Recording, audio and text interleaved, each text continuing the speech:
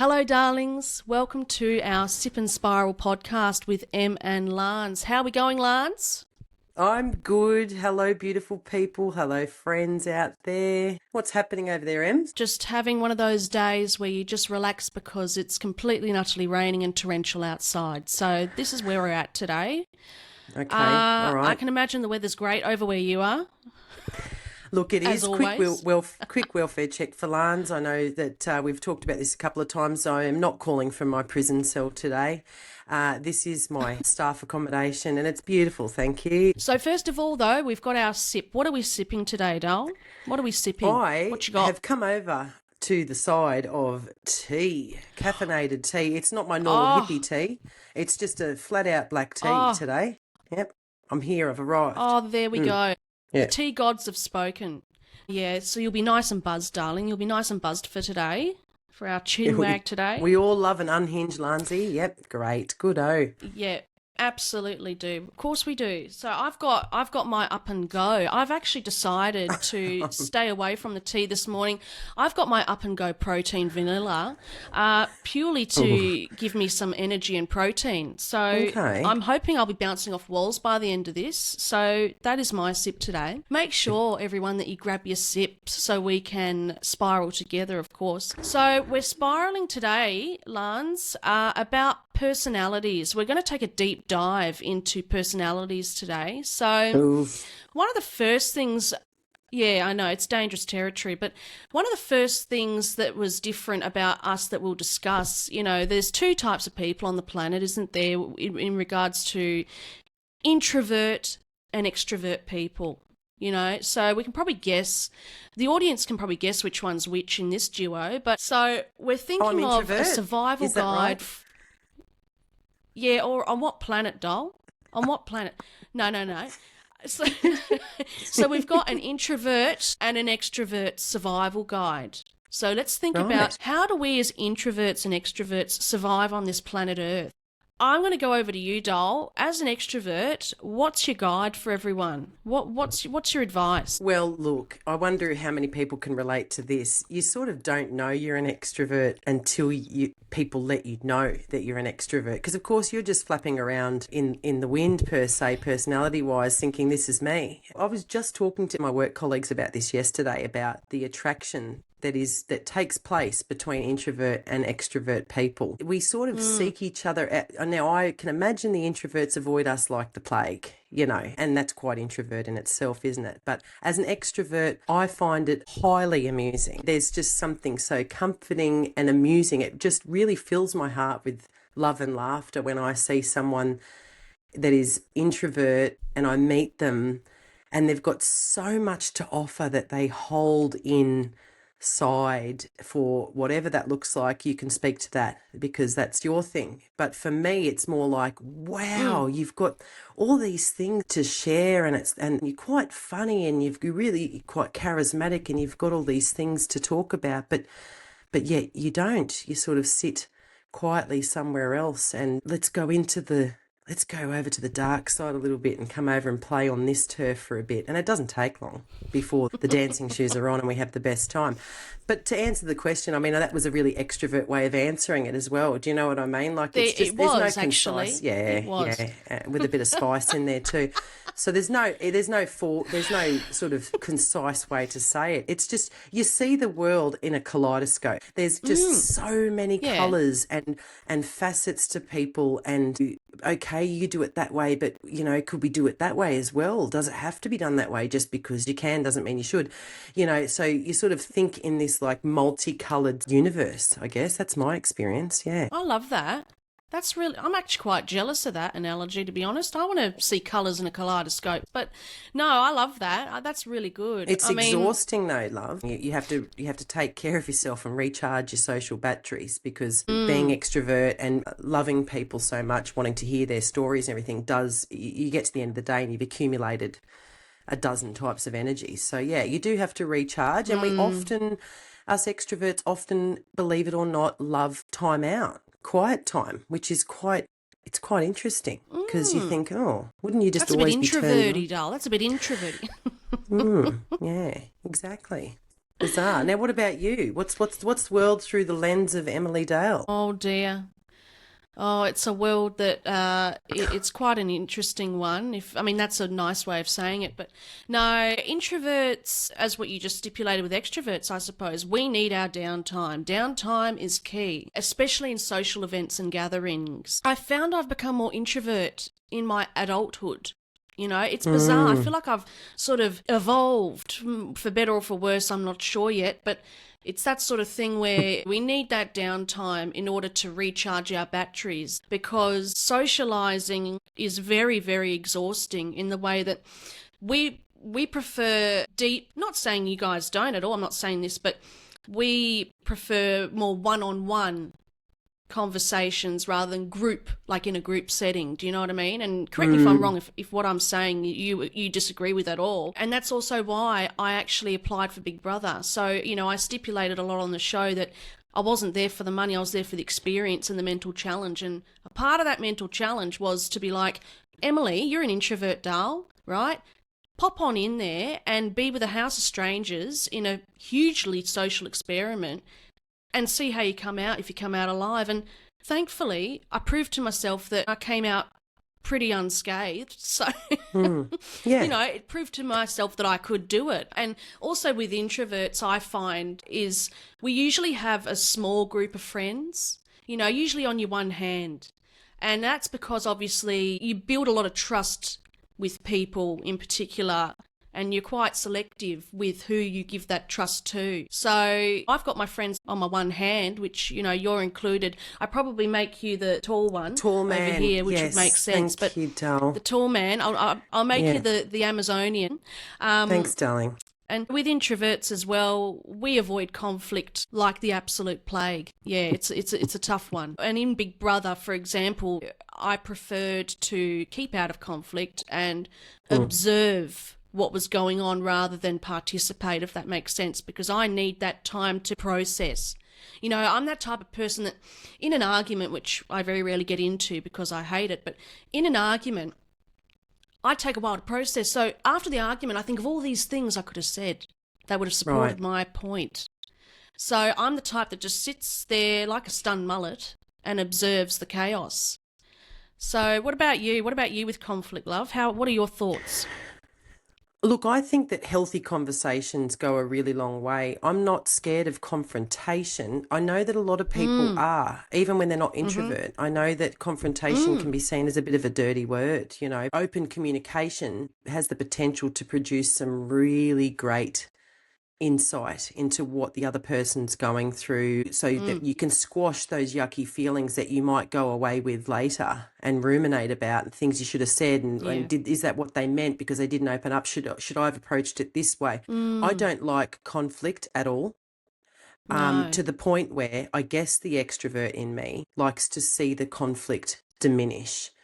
I accept it can't always be squashed, especially when you get political. You know, you realise that political arguments sometimes will not have a resolution to conflict. But that's the reality of the world we live in. So I don't look for conflict. I don't like conflict. But if it starts to come around me, I want to see it be confronted and diminished as much as it can be, or coming to a mutual healthy agreement. We don't see eye to eye. Let's move on separately.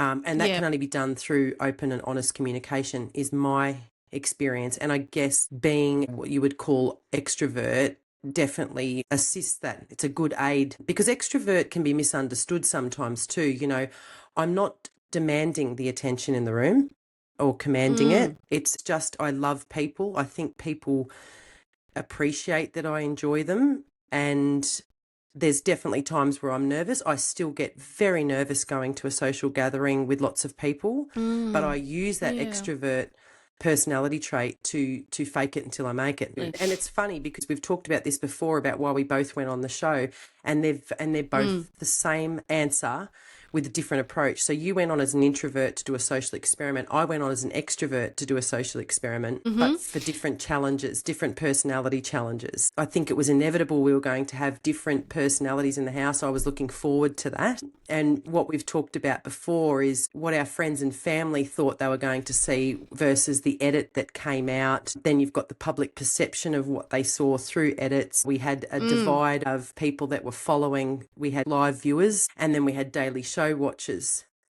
And so to be fair, if you squash them both together, you have a fairly good understanding of who we are. If you watched one solely without the other, I don't know.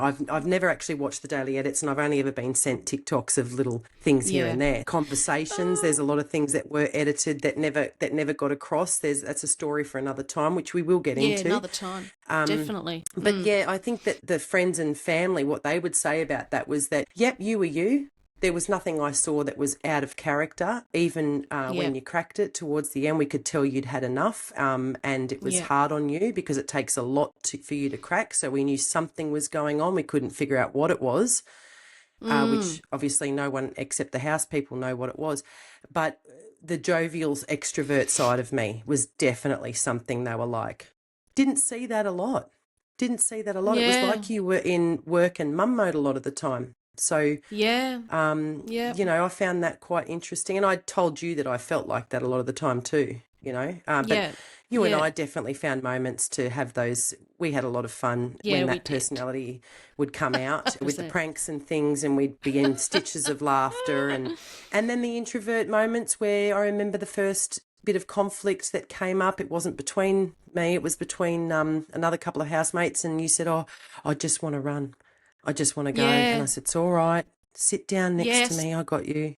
We'll sit here through it. Yeah, that was actually a very poignant moment. And I was actually going to mention that moment on the couch was poignant for me because, yes, all I wanted to do was to get up and walk away because I was getting, you know, the physiological feelings of anxiety, pit in the stomach, racing heart rate. I'm thinking, oh, you know, even though it wasn't even my argument. I remember you specifically, I was looking at you and I think I was basically saying, help me, you know, in I code. You touched me on the shoulder or something and you looked at me and you said, it's all right. You know, just stay here. In other words, you know, wait it out. It was exposure therapy, basically. It really was. I found it really important. Amazing. Thank you, doll. It's because of you, doll. Otherwise, I would have gotten up and walked away like a little deer. You know, I would have ran off, you know. And there's nothing wrong with that. It's how your body needed to stay safe. But you did do it and you did it really well. And the next time you contributed. You actually were able to say like, oh, no, well, I think I'm, you know, whatever took place very then. Hesitantly, but I did. I can't remember what it was, but yeah, I get what you're saying, love. Well, there were so many love dramas too, darling, you know, that when I know. It's like we were in Bold and the Beautiful, doll. It felt like Bold and the Beautiful in there. Yeah. So we had opportunities to just very playfully participate in conflict, you know. I'd take a back seat and just watch like big old mum in the background and you know, you might get in there and and then straight back out again, Straight back, in and out.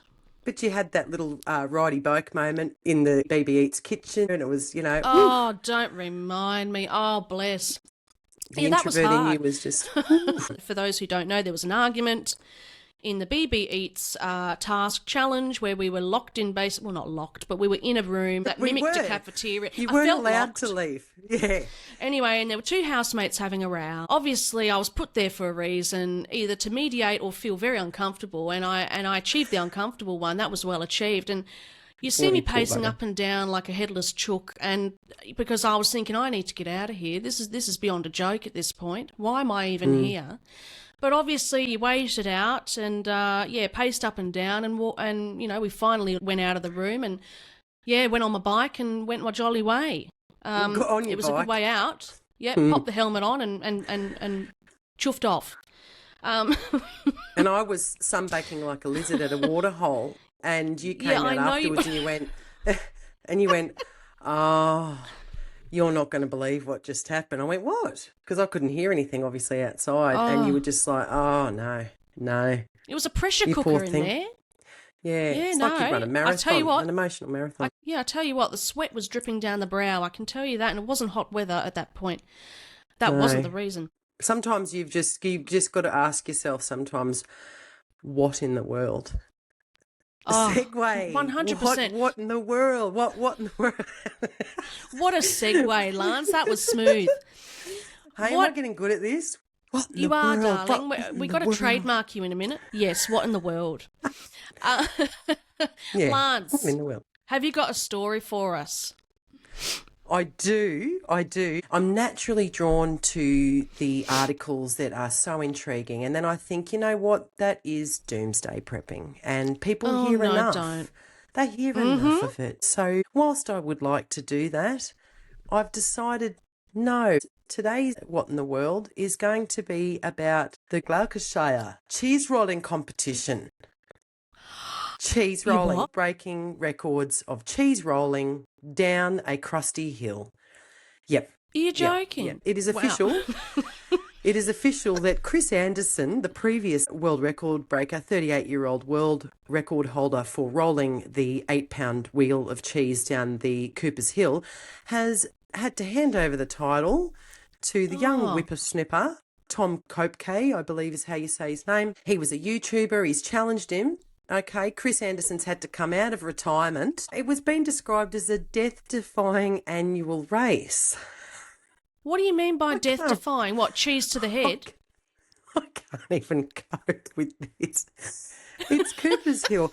It's a very, very steep hill and people go berserk because I imagine I had to stop deep diving because number one, I was in hysterics and it actually just got more ridiculous, the article. So I had to stop. But the picture itself was a collective of people trying to get a handle on an 8-pound wheel of cheese rolling down, and it was cheeses just going down this hill. Baby cheeses. At lightning speed. Lightning speeds, 8 pounds of it on a wheel down a dusty hill. Yeah, so that's my bit of world news. Yeah, so sorry, Chris Anderson, that you are the previous world record holder. You were challenged by a whippersnapper. Terrible for the ego that Tom's come up at 24 and nailed it. Don't worry, mate. It happens to the best of us. They described the conditions as very rough with a 30 degrees plus. God forbid they lived in Australia. They'd just be like, that's an average day, isn't it? But the cheese would melt, love. the cheese would just be liquid cheese. Does it still count if it remains in the wheel? Yeah. So that's me. Wow, I love that. Yeah. I've got quite a humorous one myself. Have you seen the Donald Trump buffalo? Oh my gosh, I saw it. Please, Listen. go ahead. Go No, ahead. please. So for those who don't know, in Bangladesh the other day, there was this buffalo that it's an albino, so a 700-kilo albino buffalo that resembles Mr. Donald Trump, and he was going to be sacrificed from the government. The government organised for the buffalo to be sacrificed, and then they sort of realised and put two and two together that he looked quite like Donald Trump, and it caused quite viral attention. So what they decided to do was they spared him, Lance. They spared him from the sacrifice, from the ritual, and he's now moved to a national zoo. He's moved to a national zoo, and because of the security concerns and the viral interest of this buffalo, he now lives a nice, happy life in a national zoo because he looked like Donald Trump. So it's brought quite a few tourists now to Bangladesh and other people who live there to actually visit the Donald Trump buffalo. So it's the best of both worlds, you know. The buffalo lives and Bangladesh gets some notoriety. So the zoo's having a field day. Love it. It made me laugh. It did. It is funny, and the photo is hilarious. Oh. It's got the tuft of hair. Horse tuft hair. Yeah, it's a very Trumpy. strong resemblance, yeah. Very much so. Even in the eyes. You just got to look deep in the soul and you see him right there on the other end. All right, so there you have it. Yeah, we're going to leave that there. We've had our chin wag for the day. We're all energised from the up and go and from the cup of tea to get on with our day. Yes. So thank you so much, darlings, for tuning in today, and please make sure you follow our Instagram and our TikTok page, which is located on the screen as we speak. So we will see you guys very, very soon. Bye, friend.